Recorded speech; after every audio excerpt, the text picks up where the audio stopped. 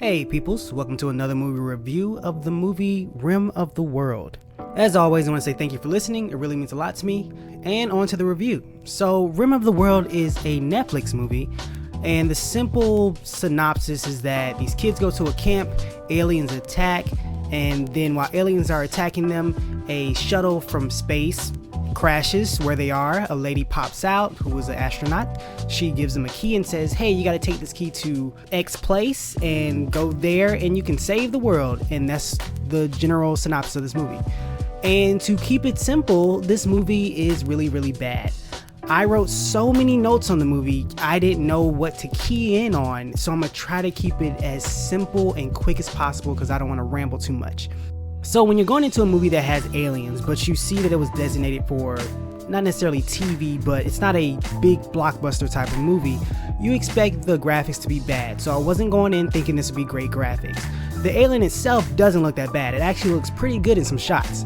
Also, when you're going into a movie with kids, you have a certain type of expectation. When the kids are not the ones from Stranger Things or It, you assume they're just going to be bad or subpar. I was like, okay, I got to remember that going in.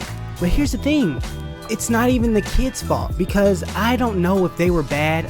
All the acting in the movie was pretty just subpar to fine, some of it's bad, but it's hard to distinguish because the dialogue is so horrible in this movie. And that's what kills the movie from the jump. All the writing is horrible in this movie. It's just bad. Characters don't make sense, the stuff they say doesn't make sense, the action and dialogue doesn't make sense. Nothing seems to make sense in this movie. And the biggest example of that is the character named Darius. Darius is the most annoying character in this movie, and I wanted him to die before the aliens even got there. I was like, this kid can go ahead and die because this kid's annoying. And it's the lines they give him to say. It's stuff like, oh my gosh, there are aliens, I shouldn't be here, I should be somewhere in a club drinking jello shots off of someone's butt.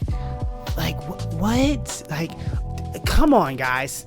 Also stuff like, oh, I got shotgun, he gets in the front seat, oh, camper's got to get in the back seat. So he's like, Rosa Parks fought for me to sit in the front seat, and I'm just like, how old is this joke? So many dated jokes, so many random like thrown in black jokes like, oh, this is a black person handshake. Or there's an Asian character and you have another character trying to talk towards the Asian character like an idiot. Hello, oh, you're not from here. Like, what era are we in? How old are these types of jokes? You gotta be kidding me. How can we still be saying these types of lines in 2019? I can't comprehend it. So let me try to focus. The characters in this movie are not well developed at all. We start off with a kid, his dad died, which we find out by his mother driving him to camp, and a fire truck passes by and then he has a flashback of a fire, and that's how we find out about that. One character is Asian, like I said before, and they just say she's here because a pamphlet brought her here. And then we find out stuff about her family later on in the movie. Each kid has a thing, and you don't feel any sympathy for them because you don't care about the characters. It doesn't set them up well. They don't even introduce each other where they're meeting each other and talking to each other and having some type of like back and forth or even camaraderie. Has none of that. And as a viewer, if you don't latch on to the characters and you don't care about the characters, then you don't care about the movie. The rest of the movie is filled with dumb stuff like there's a kid running through fire that makes no sense. They have different wardrobe changes and it makes no sense. Their goal is to take a special key and go to a special place. They take so many stops and rests along the way.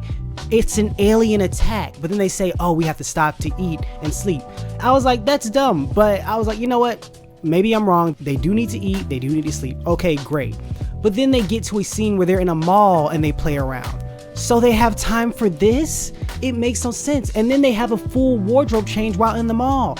This is an alien attack. Y'all are headed to save people. Why are we stopping to have an Adidas ad happen in the middle of this movie and they change clothes? It's weird. It makes no sense. And it just ties into the rest of the movie where it's the dialogue and the writing or the screenplay, whichever you want to call it. It's all bad. So watching this movie was excruciating. It was so much pain watching this movie. But yeah, that's all I have to say. There's not really any good things about this movie, except the alien did look pretty good in some shots. I will say that. That's the one positive. All the other characters I didn't care about. The story I didn't care about. They could have all died and I would have felt no emotion because this movie sets them up horribly. don't watch this movie. It's not good. And that's all I have to say. So, as always, thank you for listening. Please share, like, subscribe, thumbs up, heart, all those things. Please have a great day. God bless. I'll talk to you tomorrow.